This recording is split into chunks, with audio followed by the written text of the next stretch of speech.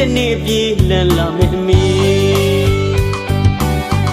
အမေတစ်ချက်ပြုံးလိုက်တိုင်းမှာပန်းတွေပွင့်ငယ်တယ်တားတို့ကဘာမြေကိုပြုံးနေလာစင်မေးတိုင်းကိုကျေးဇူးကရဝပြုပါလေ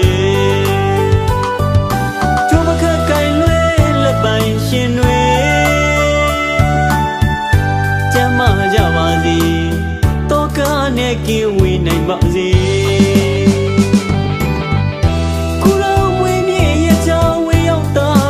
ခွင့်လို့ပေးပါ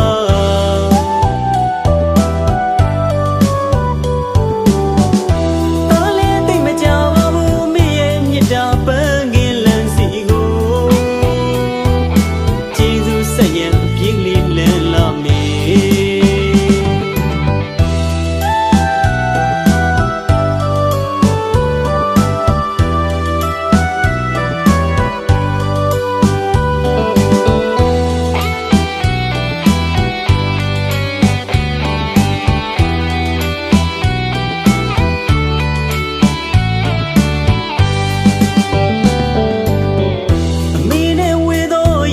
ဆုံးခွာသွားရပြီ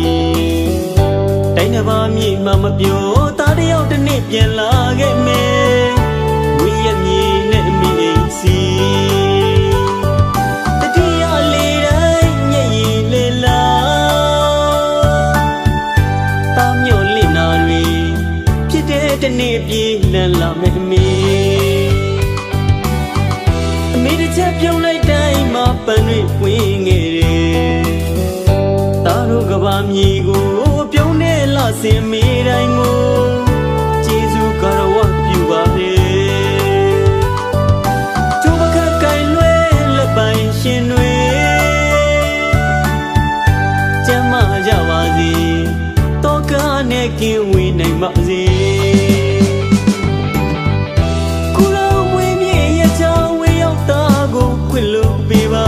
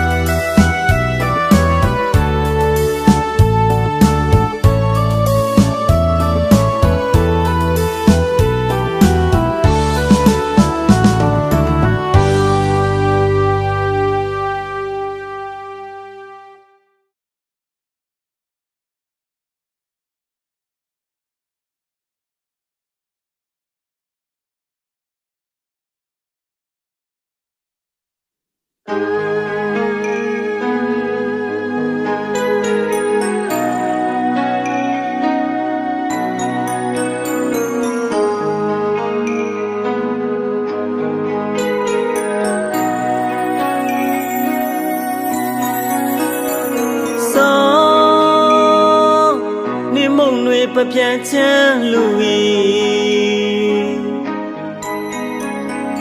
တို့ရှိရာကိုပြန်ခဲ့တော့နေရေဇင်းဒီတွေကြွေတော့မယ်နေငယ်ပြန်လာပါရင်ဝေဦးစီပြန်ခဲ့တော့ပြန်လာခဲ့ပါတော့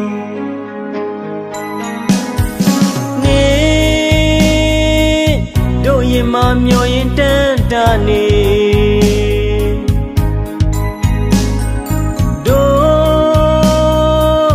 သစ္စာလိုပွင့်သောပန်းတို့မြေ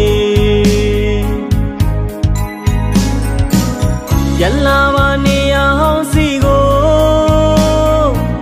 နေကြီးဖြာနည်းနည်းလန်းနဲ့ဒဇင်ပန်းတို့ကြိုးဆောင်နေတယ်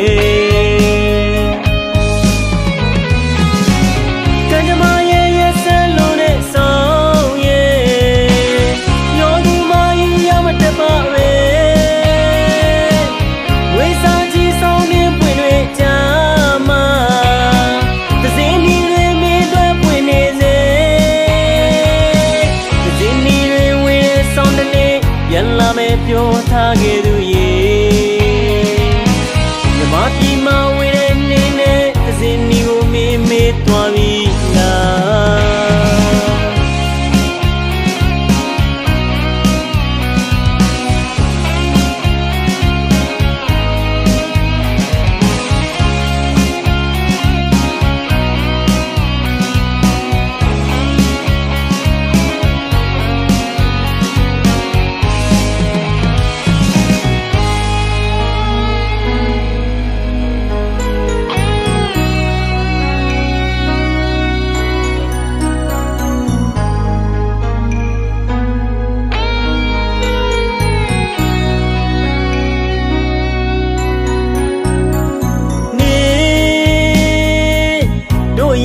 မျောရင်တက်တာနေ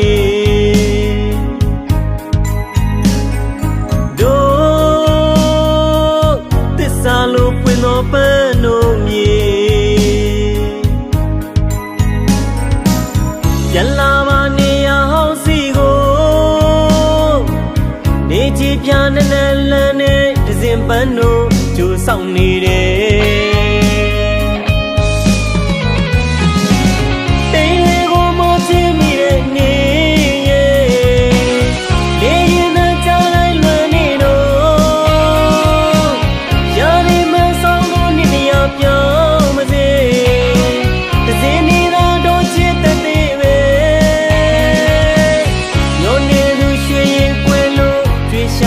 ဆောင်ရဲ့ပန်းစည်းနီ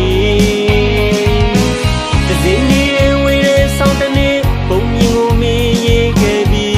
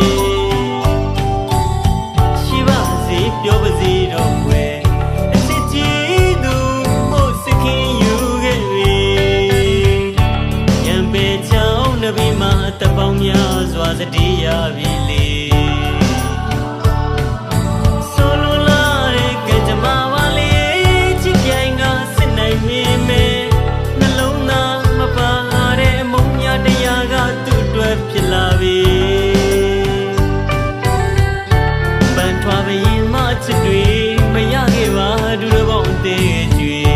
ကျင်နာတော့လဲငယ်ငယ်ယူနာရတဲ့တိတ်ဘဝရဲ့ညူတွေ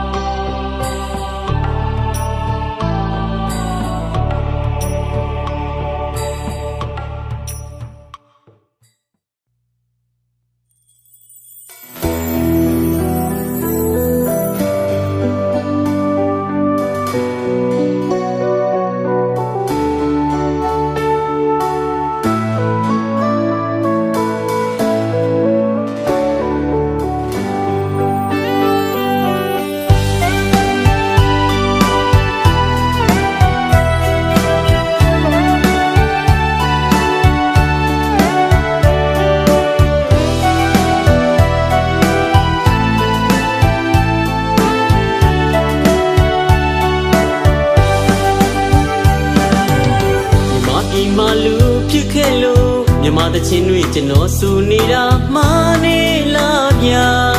မာနေလူလားဗျာရင်ထဲရှိတာတေးတပုတ်ဆိုရင်ပြောပြခြင်းမသည်ဂီတတစ်ခုကိုဂီတပဲလို့မြည်ပရိသတ်ခိုင်မှရှိတာနေပွဲတွေသွားလို့တွေ့လားမြန်မာတန်စင်ကိုမြန်မာတွေလက်ခံရင်နေညို့တိုးရွမကြံမြမတန်တီးများရှိနေမေ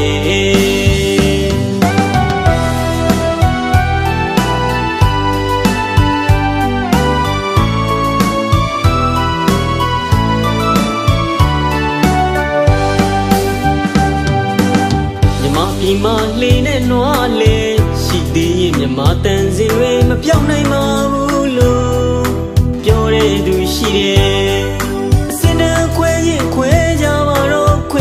ပါရလေနေကြတဲ့ချင်းတွေကျွန်တော်လေးအမြဲတမ်းဆိုလက်ခုပ်တန်တွေရှိရင်မြမတဲ့ချင်းတွေဆက်ရှိအောင်မဲကိုယ်ပိုင်တန်စီကိုယ်ပိုင်အမှုပညာနေကရောက်လာသူနေကြတဲ့ချင်းမဲဆက်စုံမဲ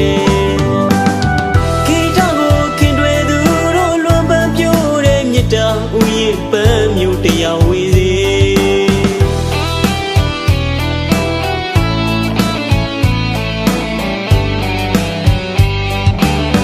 ဟိတောကိုရှင်သန်နိုင်ဖို့တမင်ကြွေးကြတဲ့ပရိသတ်များကိုကျေးဇူးတင်ပါသည်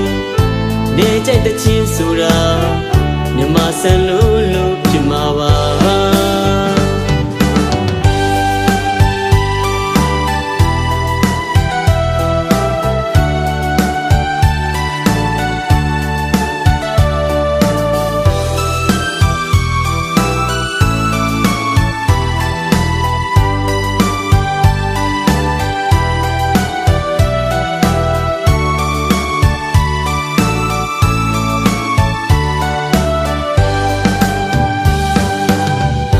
ဒီမာလူဖြစ်ခဲ့လို့မြန်မာတချင်းတွေကျွန်တော်စူနေတာမာနေလားဗျာမာနေလူလားဗျာရင်ထဲရှိတာတေးတပုတ်ဆိုရင်ပြောပြခြင်းမသည်ဂီတတစ်ခုကိုဂီတပဲလို့မြည်ပရိသတ်ခိုင်မှရှိတာနေပွဲတွေသွားလို့တွေ့လားမြန်မာတန်စင်ကိုမြန်မာတွေလက်ခံရင်နေညို့တိုးရွမကြံမြမတန်တီးများရှိနေမေ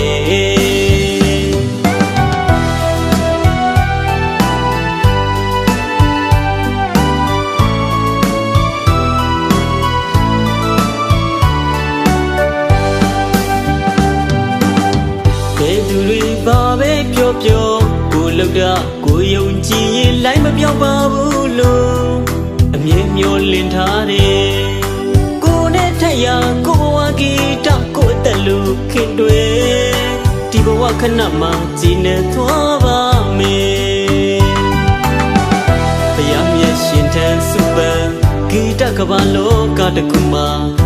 မတန်စင်တွေရှင်သန်ကြပါစေရင်နဲ့ကြိုးကြည်ကြည်မြမတန်တီးများဆက်စုမေခိတော်ကိုခင်တွေသူတို့လွန်ပန်းပြိုးတဲ့မြတ်တာဥယျာဉ်ပန်းမျိုးတရားဝေစီ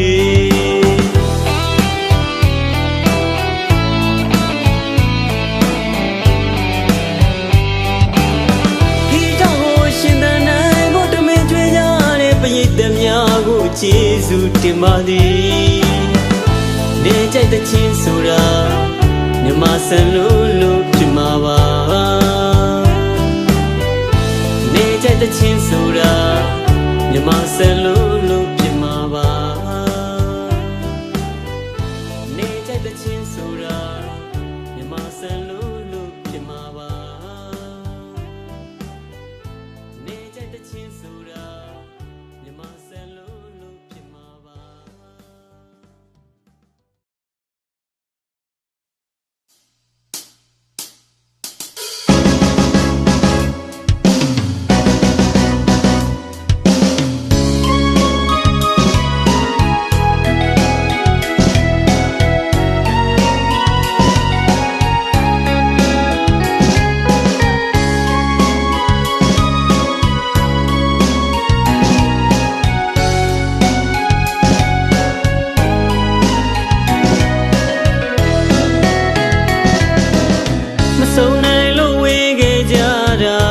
ချစ်လို့ရဲ့မဟုတ်ပါမငိုပါနဲ့တိတ်ပါညီမလေးရဲ့မရေရတဲ့ကိုဘဝတွေကိုဆွဲလို့မခေါ်ရဘူးကွာအသေးကျွေလေးရှိပါစေတော့လေတနာကုန်တွေလည်းချနေစီးတွေကလည်းချနေမဖြစ်နိုင်တော့ဘူးညီမရေလွမ်းနေဖြစ်သိကြမယ်ဒီဘဝတော့လေဒီများနဲ့တို့ဝေးခဲ့ရပြီလေ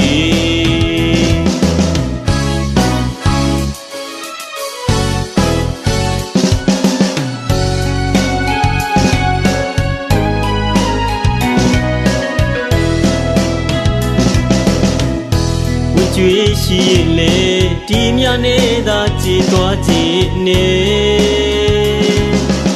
အလွန်မတူလို့ခွဲရခဲ့တဲ့အတိုင်းဝိုင်းတွေရဲ့လေနေရခဲ့တော့ညီမလေးရဲ့ပြောရမနေခွင့်မရလို့တော်ရဝေးကလွတ်နေပါစေညီမရဲ့ရှင်တဲ့ကိုယ်တည်းလေးကိုပြီးခဲ့ပါမယ်မင်းဘဝပျော်ပါစေတော့လေရင်နာပေမဲ့လေမချင်ညာတော့ဘူးညီမလေးရေပြောစရာမဲတို့ရဲ့ဘဝတွေ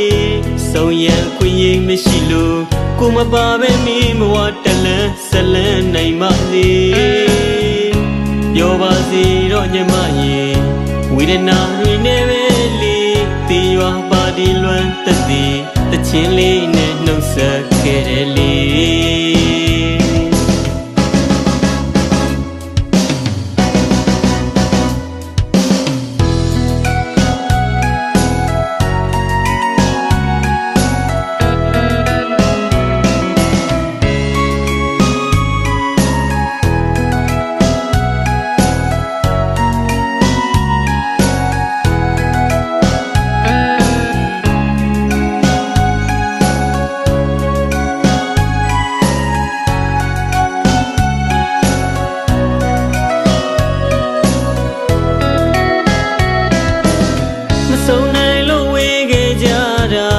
ချစ်လို့ရဲ့မဟုတ်ပါမငိုပါနဲ့တိတ်ပါညီမလေးရဲ့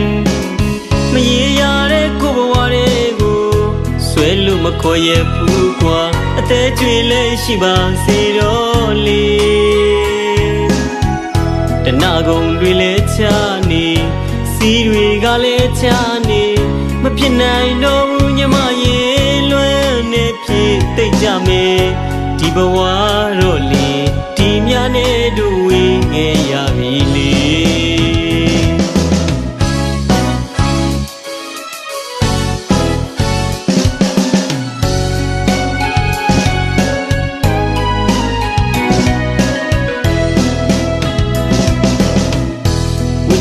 မရှိလေ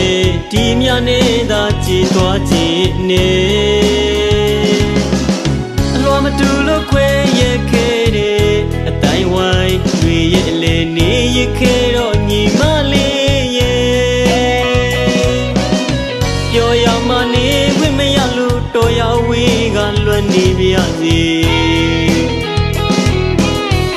ညီမရဲ့ရင်နဲ့ကိုယ်တည်းလေးကိုပြီးခဲ့ပါမယ်နေဘဝပျော်ပါစေတော့လေ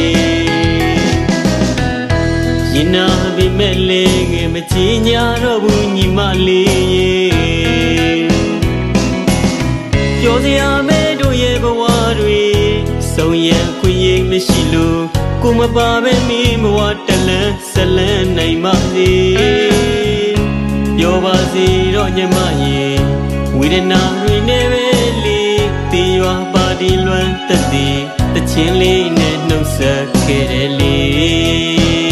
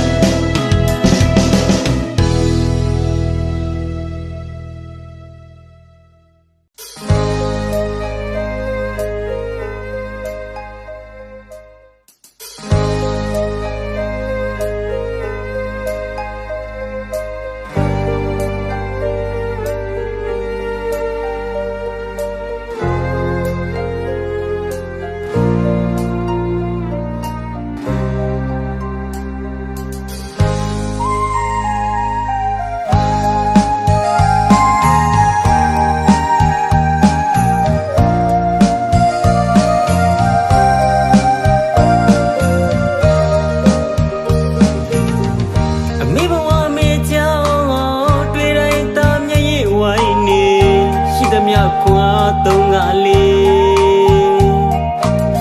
မိသားစုအစဉ်ပြေဖို့ရာအာမတန်လည်းမလျှော့ခဲ့ပြီဘဝတည်တည်နေပြဖြစ်ပါစေအမိဟာသားတော်အတွက်နဲ့အရက်တကားကိုလဲစီအောင်ကျွေးတဲ့စီတဲ့မိမိရွှေရွှေနေတွေ့မိတိုင်းအမိကိုတကယ်တနာနေ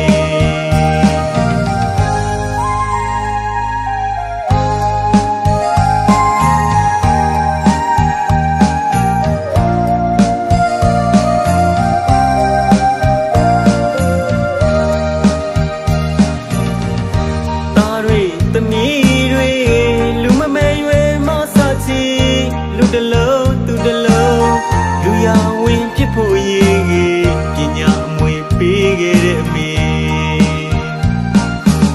ဘဝစခုံးစီမြင့်ထက်ကိုအရက်ကလေးလို့ရောင်ကရှာဖွေရသမျှငွေမစားရရင်နေအရောက်ပူဆောင်ပေးခဲ့တဲ့အမေကြောင့်တွေးတိုင်းမျက်ရည်ဝေကနေစံပြလိုက်တဲ့စီတဲ့ကြီးမိ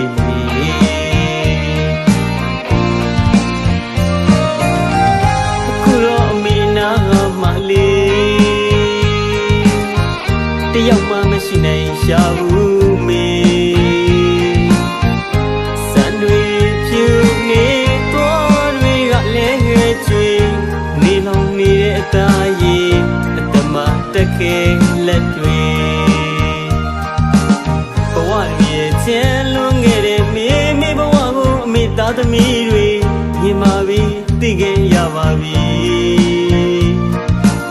တဖန်ပြန်လဲကျေးဇူးတရားတွေကြည်မှုမဝေးရကနေပြန်လာမယ်မကြပါဘူးလေနာယူပါဘုံစီတဲ့ဒီမေ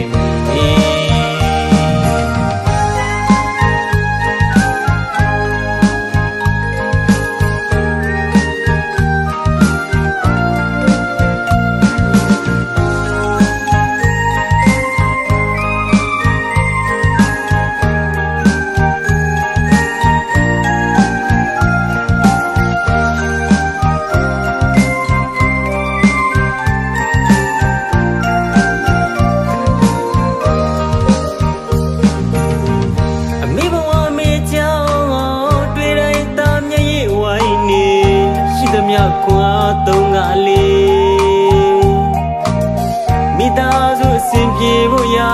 အာမတန်လည်းမလျှော့ခဲ့ပေဘဝတည်တည်နင်းပြဖြစ်ပါစေအမိဟာသားတို့အတွက်နဲ့အရက်တကားကိုလဲစီအောင်ကျွေးတဲ့စီတဲ့မိမိချွေတွေရွှဲနေတွေးမိတိုင်းအမိကိုတကယ်တနာနေ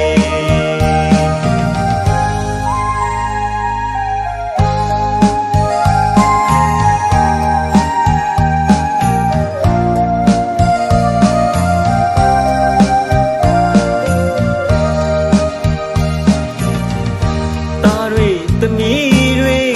လူမမဲရွယ်မဆချီလူတလုံးသူတလုံးလူရဝင်ဖြစ်ဖို့ရည်ကြီးပညာအမွေပေးခဲ့တဲ့အမေ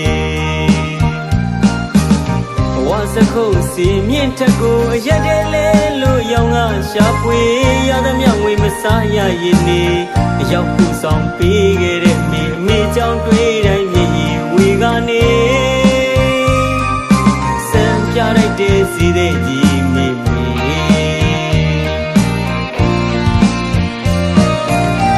အခုတော့အမေနာမလေးတယောက်မှမရှိနိုင်ရှာဘူးမေစံတွေဖြူနေသွားတွေကလည်းငယ်ချွေနေလောင်နေတဲ့အသားရည်အတမတက်ခဲလက်တွေချင်လွန်ခဲ့တဲ့မိဘဝကိုအမေသားသမီးတွေမြင်ပါပြီသိခဲ့ရပါပြီတဖန်ပြန်လဲကျေးဇူးတရားတွေခြေမူမိုးဝေးရက်ကနေပြန်လာမေမကြပါဘူးလေအနာယူပါအောင်စေတဲ့ကြီးမိ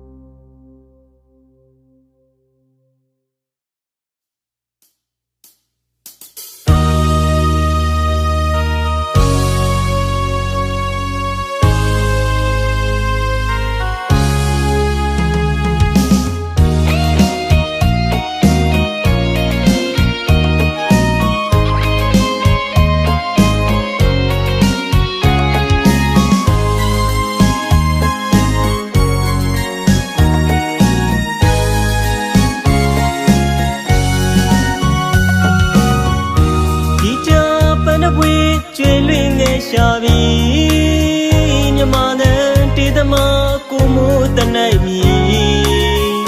မင်းရွာလေးကိုသူပြန်မလာတော့ဘူးတီ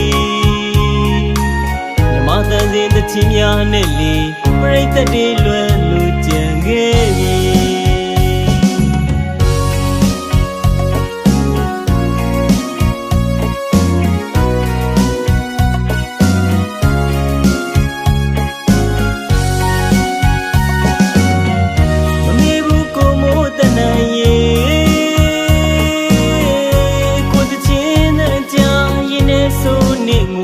လာမိတယ်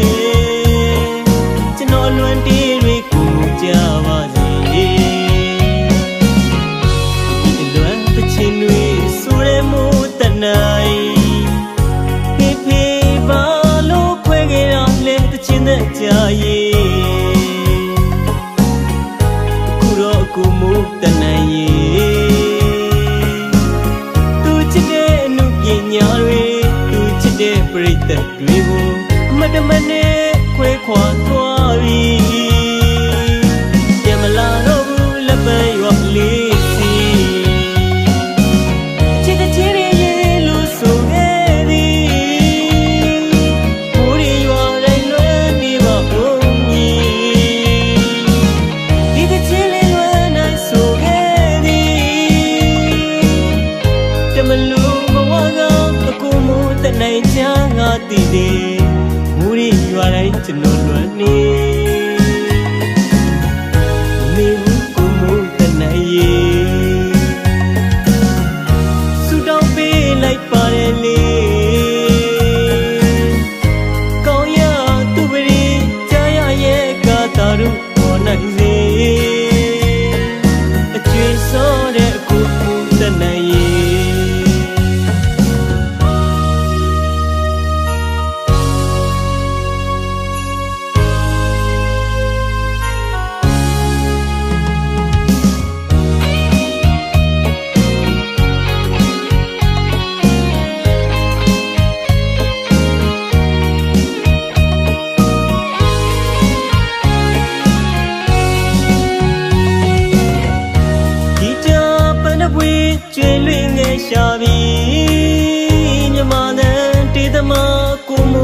နိုင်မည်မင်းရွာလေးကိုသူပြန်မလာတော့ဘူးဒီမြမတန်စင်တချင်းများနဲ့လေပရိသတ်တွေလွမ်းလို့ကြံခဲ့ပြီ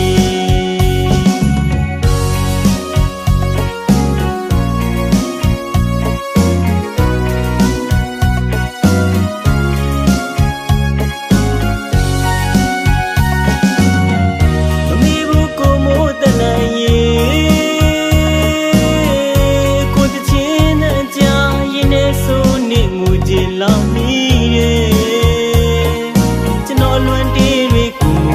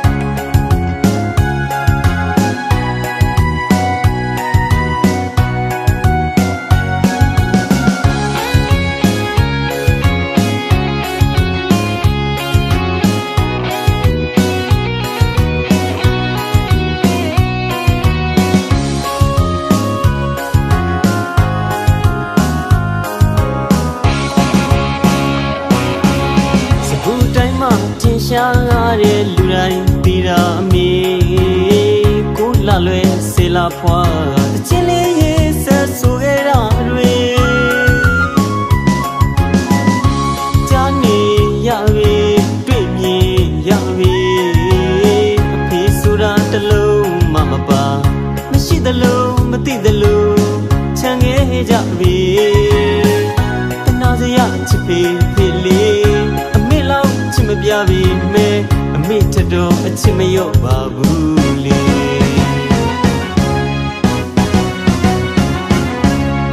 ဒီဆိုတာမိသားစုရဲ့အမုန်းခံလူပါကိုစနီးကိုသားသမီးတွေကလကနောက်ွယ်ကနေသူ့ဘဝကိုစတေးအနစ်နာခံတဲ့အဖေဘဝနီကုန်နောက်ဆုံးထိတိုင်ကြိုးစားရုံးကန်နေပူပူဘဝလမ်းထက်ကပူမှန်းမသိတဲ့လူချမ်းကြီးဖြစ်ပေ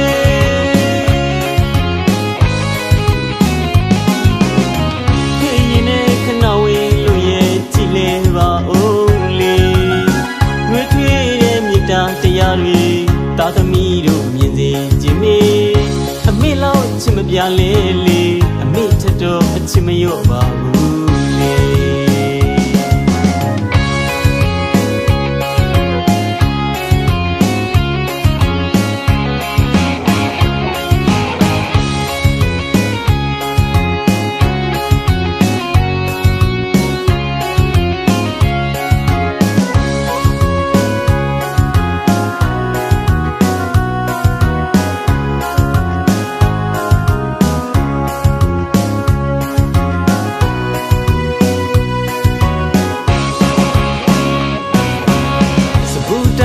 တင်ရှားတဲ့လူတိုင်းပြီးတာအမေကိုလာလွယ်စေလာဖွာတချင်းလေးရေးဆက်ဆိုခဲ့တာတွေကြားနေရပြီတွေ့မြင်ရပြီအဖေဆိုတာတလုံးမမပါမရှိသလိုမသိသလိုချမ်းခဲ့ကြပြီတနာစရာချစ်ဖေဖေလေးမပြပြီမဲအမေထတော့အချစ်မရော့ပါဘူးလေ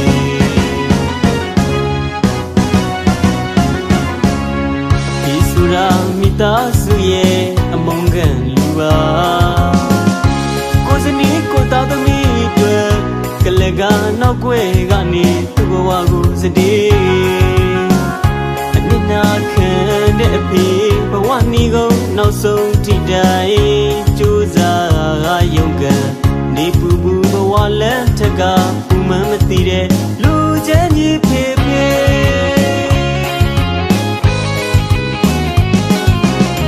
ခေရင်နဲ့ခဏဝေးလို့ရဲ့ကြည်လဲပါဦးလေငွေထွေးတဲ့မြတ်တာတရားတွေသားသမီးတို့မြင်စေခြင်းမေအမေလောက်ချစ်မပြလဲလေအမေထတော့အချစ်မရော့ပါဘူးလေအမေလောက်ချစ်မပြလဲလေအမေထတော့အချစ်မရော့ပါဘူးလေ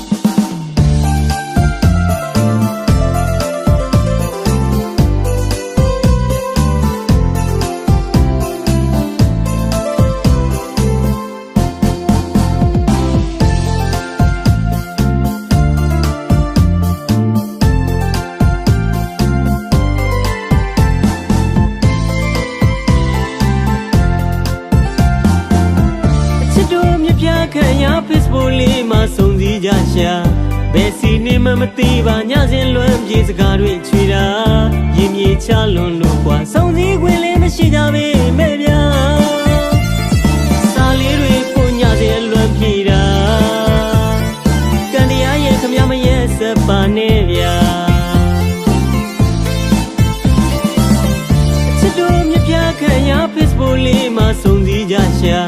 ဘယ်စီနေမှမသိပါညစဉ်လွမ်းပြေစကားတွေချွေတာ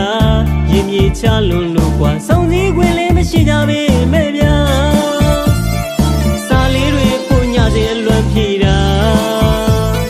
ကံတရားရဲ့ခမမရဲ့စပါနဲ့ဗျာ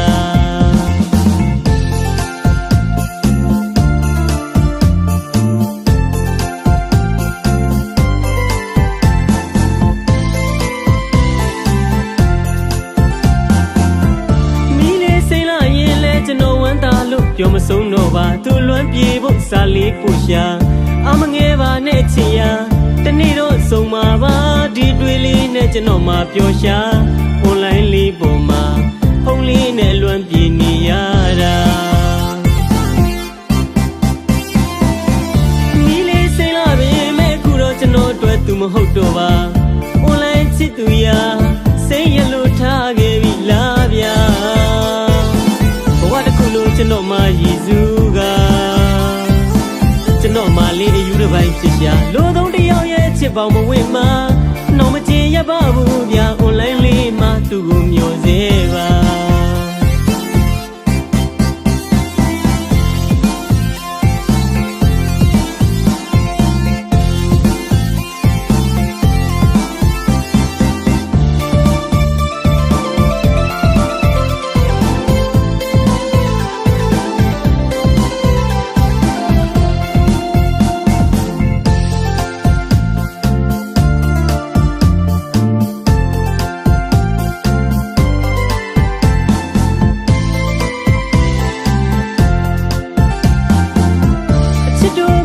ခံရ Facebook လေးမှာစုံစည်းကြရှာဘယ်စီနေမှမသိပါညစဉ်လွမ်းပြေစကားတွေချွေတာရင်မြေချလွန်လို့ကွာစုံစည်းခွင့်လေးမရှိကြပေမဲ့ဗျာစာလေးတွေပုံညစဉ်လွမ်းပြေတာကံတရားရဲ့ခမမရဲ့စပါနဲ့ဗျာ